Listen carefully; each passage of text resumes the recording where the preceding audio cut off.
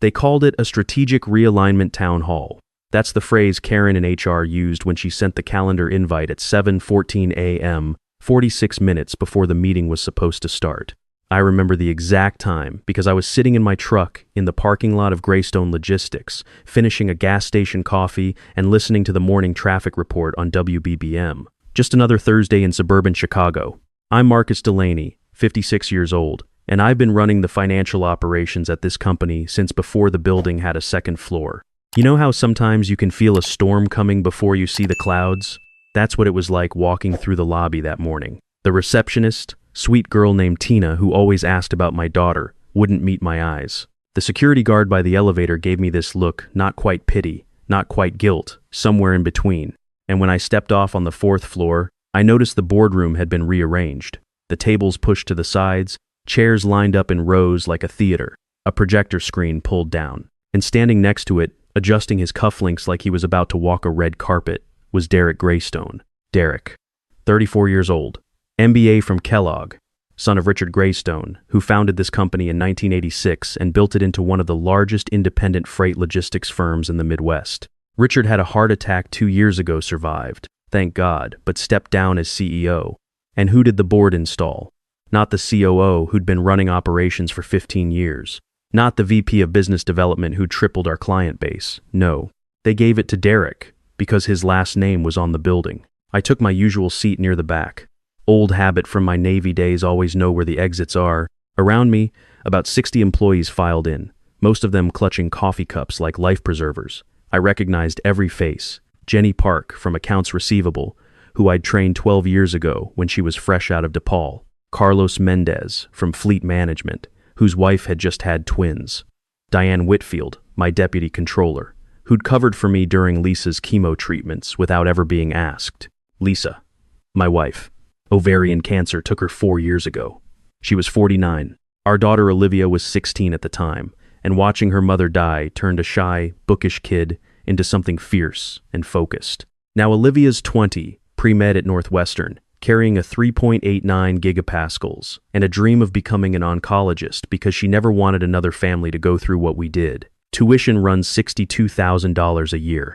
I'd promised Lisa, really, in those final weeks that money would never be the reason Olivia couldn't finish school. Derek cleared his throat and tapped the microphone.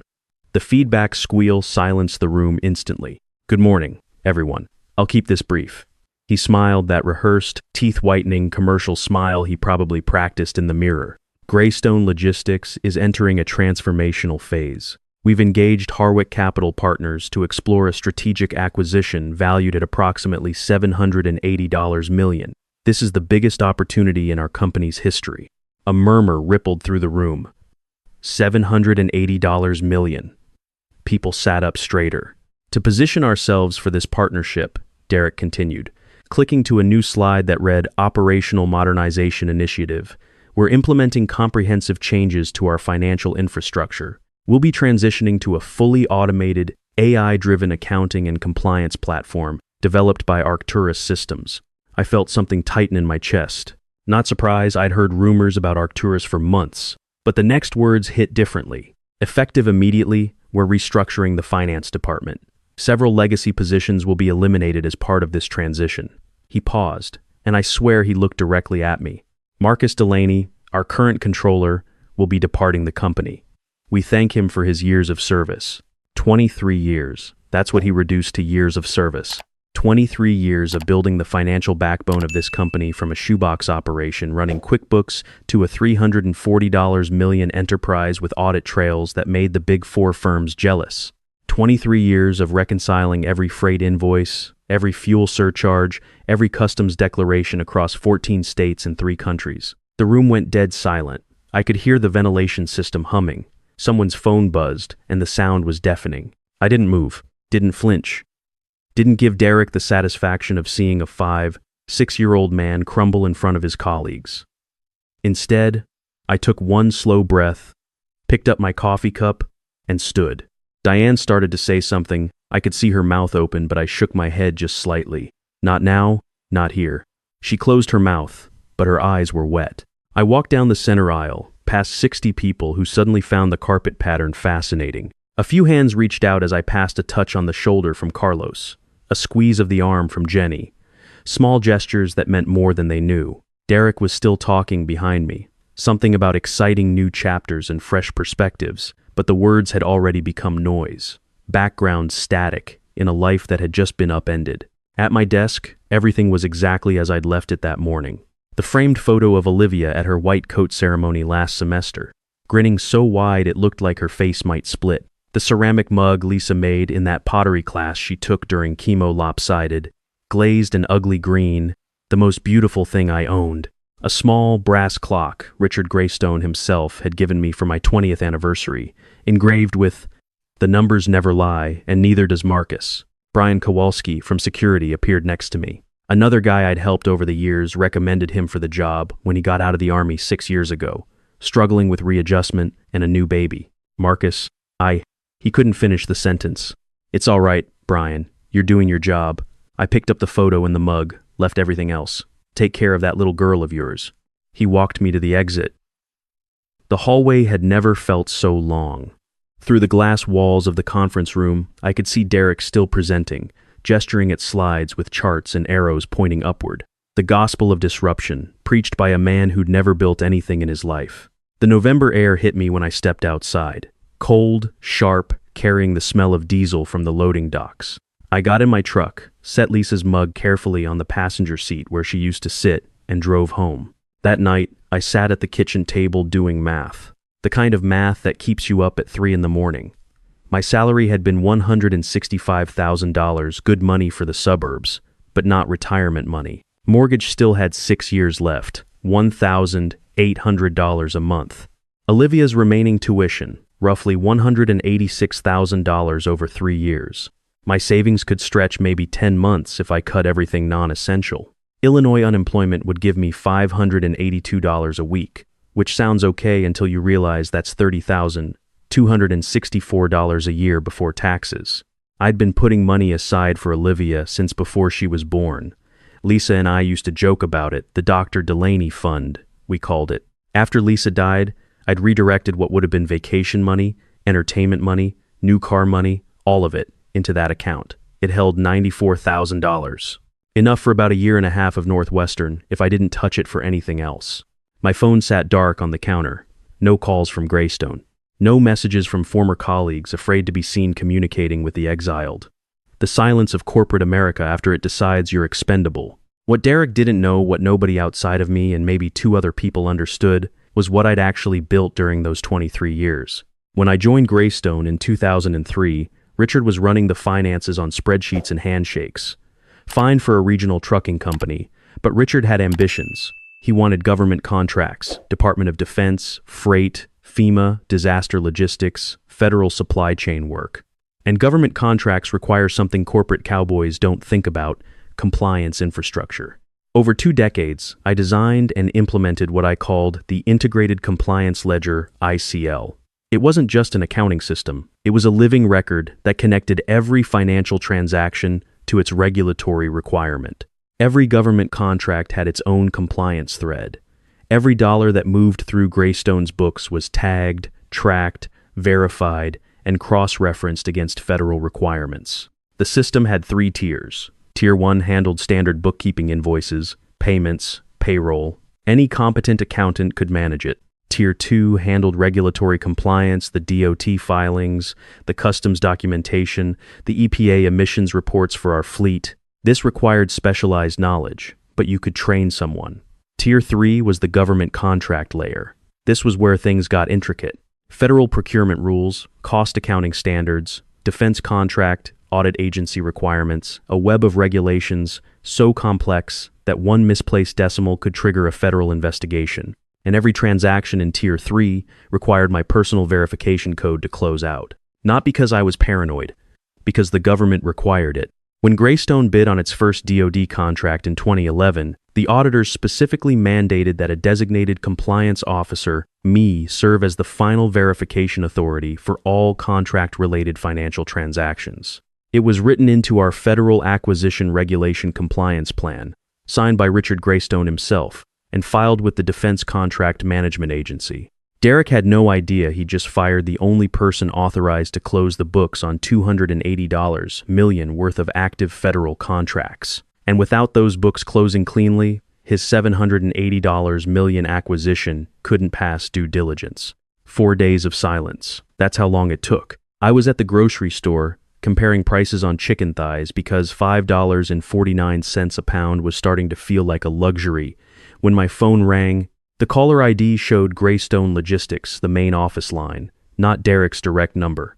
He was hiding behind the switchboard. I let it ring through to voicemail and went back to comparing prices. The message came 20 minutes later while I was loading groceries into the truck. Derek's voice stripped of the town hall confidence, trying hard to sound casual. "Marcus, hey, it's Derek. Listen, we've hit a small technical snag with the quarterly compliance filings. Just need a few minutes of your time to sort out some access codes. Nothing major. Give me a call when you get this." Nothing major. A small technical snag. I almost smiled. Derek still didn't understand what he was looking at. The next call came that evening from Nathan Price, Graystone's outside counsel at Becker & Price. Nathan and I had worked together for 15 years. Good lawyer, decent man, but ultimately loyal to whoever was paying his invoices. "Marcus, I'll be straightforward with you," he said. "The Harwick acquisition team is requesting financial documentation that requires your compliance authorization. Without it, the due diligence process is stalled. I'm aware of how the system works, Nathan. I built it." "Right. So you understand the urgency. Harwick has a 45-day due diligence window. We've already burned 12 days.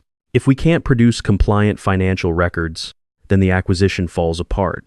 I finished for him. "Nathan, I was terminated. My authorization credentials were revoked the moment Brian walked me to the door. Even if I wanted to help, I no longer have legal standing to certify Graystone's financial records. You know that." Silence. The expensive kind of silence that happens when a $500 an hour attorney realizes the problem is bigger than he thought. "There must be a workaround," he said carefully. "There isn't. The compliance structure was designed specifically to prevent workarounds. That's what makes it compliant. You want to know why the federal government trusted Graystone with defense logistics contracts? Because the system I built made shortcuts impossible." "Marcus." "Good night, Nathan." By the end of the first week, things started moving fast. Harwick Capital's due diligence team filed a formal concern letter. I heard about it through a contact at the DCMA who owed me a favor from our Navy days. The letter questioned whether Graystone could meet its compliance obligations without its designated verification officer. In federal contracting language, that's not a question. That's a warning shot. The second week brought the real damage. Graystone's quarterly filing with the Defense Contract Audit Agency was due, and without my authorization, it couldn't be submitted. A late DCAA filing triggers an automatic review. An automatic review puts a hold on all pending contract payments. And Graystone had $43 million in pending payments across 6 active DoD contracts. $43 million in cash flow, frozen. For a logistics company that operates on thin margins and heavy overhead trucks, fuel, drivers, insurance, that kind of freeze is a heart attack waiting to happen. Derek's response was predictable. He announced that Graystone's new AI platform from Arcturus would handle the compliance gap. He put out a press release, for God's sake, declaring that next-generation financial technology would seamlessly integrate with existing federal requirements. I was eating leftover chili at my kitchen table when I read it on my phone. I actually laughed out loud for the first time in weeks. You can't AI your way around federal procurement regulations. The DCMA doesn't care about your algorithm. They care about the designated human being whose name is on the compliance plan, whose signature closes the books, whose professional reputation guarantees the numbers are real. And that human being was sitting in his kitchen in Naperville, Illinois, unemployed and eating $4 chili. The Arcturus system crashed spectacularly on a Tuesday. I didn't see it happen, but Diane called me that evening from her personal cell, whispering like she was in a spy movie. "Marcus, it's bad. The AI tried to auto-generate compliance certifications for the DoD contracts. It submitted falsified authorization codes. My stomach dropped. Tell me they caught it before it went to DCMA. They didn't. It went through. DCMA flagged it within 2 hours. Marcus, they're saying it's fraudulent certification of government documents. That changed everything. A late filing is a headache. False certification of federal documents is a felony. 18 U.S.C. Section 1001 False Statements to a Federal Agency. Up to 5 years per count. Derek had just turned a compliance problem into a criminal investigation. Within 72 hours, the Defense Criminal Investigative Service sent a team to Graystone's offices. Not a polite audit investigators with badges, seizing hard drives, imaging servers, interviewing employees. The $780 million Harwick deal didn't just stall. Harwick's board issued a public statement. In light of emerging compliance concerns, Harwick Capital Partners has suspended all acquisition discussions with Graystone Logistics, effective immediately. The stock Graystone had gone public 3 years earlier in a modest IPO. Derek had championed dropped 23% in 2 days. Analysts downgraded it from hold to sell. Financial news outlets that had praised the Harwick deal as transformative were now using words like catastrophic and reckless. And then my phone rang with a 212 area code. Mr. Delaney, my name is Catherine Harwick. I'm the managing partner at Harwick Capital. Not a subordinate, not a lawyer, the person whose name was on the fund. I've spent the last 10 days reviewing your compliance framework, she said. Not the version Derek Graystone described in his pitch deck. The actual system, the one we obtained through our own due diligence channels. And it's the most elegant federal compliance architecture I've seen in 20 years of private equity. The reason we were interested in Graystone in the first place wasn't the trucks or the routes. It was the government contracts. And those contracts exist because of what you built. I leaned back in my chair, staring at the ceiling. Lisa's water stain was still there, the one from the upstairs bathroom leak we never got around to fixing. What I'm about to propose may sound unusual, Harwick continued, but I'd like you to hear me out. We're not acquiring Graystone anymore. That ship has sailed and sunk. But our firm manages a portfolio of 12 logistics companies, and every single one of them needs what you built. I'm offering you the position of Chief Compliance Officer across our entire portfolio, $310,000. Base salary, performance bonuses tied to contract acquisition, full benefits, and relocation assistance if you want it. Though I understand you're in the Chicago area, and we have offices in Schaumburg, $310,000. I'd been clipping coupons for chicken thighs. There's something else, she added. We have an education partnership with Northwestern. Full tuition coverage for dependents of senior executives. I closed my eyes. Olivia's face flashed behind my eyelids that grin at the white coat ceremony. The determination that came from watching her mother fight and lose, and still somehow win by turning grief into purpose. Miss Harwick, I said, and my voice was steady even though my hands weren't. When do I start? The federal investigation expanded through the winter. What the DCIS found went far beyond the AI-generated false certifications. With the compliance system locked and investigators digging into the raw data, patterns emerged that I'd suspected but could never prove while I was inside. Agent Tom Reeves from DCIS called me in as a technical consultant, $195 an hour, which by itself would have covered my mortgage. He was a no-nonsense former Marine, the kind of guy who said exactly what he meant and nothing more. Your system kept immaculate records, he told me over coffee at a diner near the federal building downtown. Every transaction, every authorization, every failed login attempt. It's like you built a black box for the entire company. I built it to protect the company, I said. Turns out it also protected the truth. What Reeves and his team found was systematic overbilling on federal contracts, freight charges inflated by 15 to 20%. Fuel surcharges that didn't correspond to actual fuel costs, phantom shipments billed to DoD accounts. The scheme had been running for about 18 months, almost exactly coinciding with Derek's tenure as CEO. The total amount, $12. $4 million in fraudulent billings to the federal government. Derek, it turned out, had needed the inflated numbers to make Graystone's financials attractive enough for the Harwick acquisition. The real margins were thin. The fake margins made the company look like a gold mine, and my compliance system, the one he'd dismissed as legacy overhead, had been quietly flagging every single irregularity, storing it in audit logs that Derek never knew existed because he'd never bothered to understand the system he inherited. The indictment came down in March. Derek Graystone, along with Graystone's CFO, Mitchell Crane, and 2 senior managers in the billing department, were charged with conspiracy to defraud the United States, false claims, and wire fraud. Derek faced up to 20 years. Richard Graystone, the father, released a statement through his attorney, expressing profound disappointment and announcing that he was cooperating fully with federal investigators. I heard through the grapevine that he hadn't spoken to Derek since the indictment. Graystone Logistics didn't survive. The government suspended all contracts, which meant no revenue from their most profitable business segment. Within 6 months, the company filed Chapter 11, and most of its assets, trucks, warehouses, route contracts were sold off to competitors. I helped where I could, wrote recommendation letters for every employee who asked, called in favors to get Jenny Park an interview at Harwick's Chicago operation. She got the job. Helped Carlos Mendez connect with a fleet management company in Indiana that was hiring. Brought Brian Kowalski onto the security team at Harwick's Schaumburg office. Diane Whitfield I hired directly. Made her my deputy again, at a salary 30% higher than what Graystone had been paying her. When I told her, she cried in my office for 5 minutes, then wiped her face, sat up straight, and said, "All right, boss. What's our first project?" That's Diane. The work at Harwick was everything Graystone should have been. Catherine Harwick understood that compliance wasn't a cost center, it was the foundation that made everything else possible.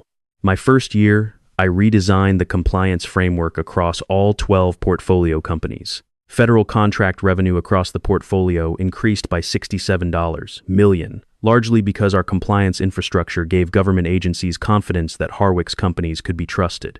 Olivia came home for Thanksgiving that first year. She was in the kitchen, studying for her organic chemistry final while I cooked Lisa's recipe for sweet potato casserole, the one she'd gotten from her grandmother, and written on an index card that was now so stained and faded I'd laminated it.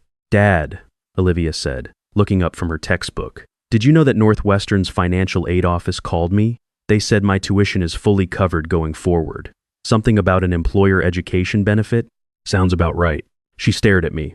"Dad, that's $186,000. It's what your mother wanted." She got up from the table and hugged me. Didn't say anything for a long time, just held on. When she finally let go, her eyes were red, but she was smiling. The same smile Lisa used to have, the one that said everything was going to be okay, even when it wasn't. "Mom would be so proud of you," she whispered.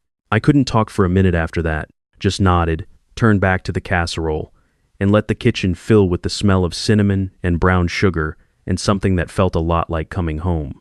The house was paid off by the following spring. I'd taken every extra dollar from the consulting work and the new salary and thrown it at the principal, like a man trying to bail out a sinking boat, except the boat was finally floating. The day I made the last payment, I sat on the front porch with Lisa's ugly green mug full of coffee and watched the sun come up over the maple tree we'd planted when Olivia was born. It was 20 feet tall now, strong and steady, its roots deep in soil we'd tended together. Derek Graystone pled guilty in June to avoid trial. The judge sentenced him to 6 years in federal prison and ordered $12.4 million in restitution. Mitchell Crane got 4 years. The 2 billing managers cooperated with prosecutors and received reduced sentences. At sentencing, Derek's attorney made the usual appeals: young man, first offense, family name, willing to make amends. The judge listened politely, then noted that Mr. Graystone had systematically defrauded the United States government while simultaneously terminating the one employee whose integrity had been the company's greatest asset. That particular line made the evening news. I didn't watch the coverage. Didn't need to. By then, I'd already moved on, not from anger. Because honestly, the anger faded faster than I expected. What replaced it was something quieter. A sense of alignment, of doing work that mattered for people who understood its value. Last month, Olivia called me from the lab at Northwestern's Feinberg School of Medicine. She'd been accepted into a research fellowship studying targeted therapies for ovarian cancer. The same disease that killed her mother was now the thing she was going to spend her life fighting. "Dad," she said, "they want me to present my research at a conference in Boston this spring. Will you come? Wouldn't miss it." "Good. Because I'm going to dedicate it to Mom and to you." I was sitting in my office at Harwick when she told me that. The same brass clock from Richard Graystone sat on my desk. He'd sent it to me with a handwritten note that simply read, "I'm sorry. You deserved better. R.G." Next to it was Lisa's ceramic mug. Still ugly. Still the most beautiful thing I owned. Sometimes I think about what would have happened if Derek had just left me alone. If he'd let the old guy in the back of the finance department keep doing his job, keep closing the books, keep making sure the numbers were right, the acquisition probably would have gone through. Graystone would still exist, and I'd still be sitting in my cubicle, eating lunch at my desk, counting down the years until retirement. Instead, he fired me in front of 60 people and called it progress. Here's what I've learned at 56 years old. with 23 years of experience and a whole lot of scar tissue. You can replace a person, but you can't replace what they built. Not with an algorithm, not with a press release, not with an MBA and a famous last name. The work is the work. It's patient, it's careful, it's honest, and when someone tries to cut corners around it, the truth doesn't disappear, it just waits. And sometimes, not always, but sometimes the waiting is the whole point. Because when the truth finally comes out, it doesn't just correct the record, it resets the board. The right people end up where they belong, doing work that matters. And the ones who thought they could skip the hard parts, they learn that systems built on integrity don't bend. They hold. That's not revenge. That's just math. And the numbers never lie.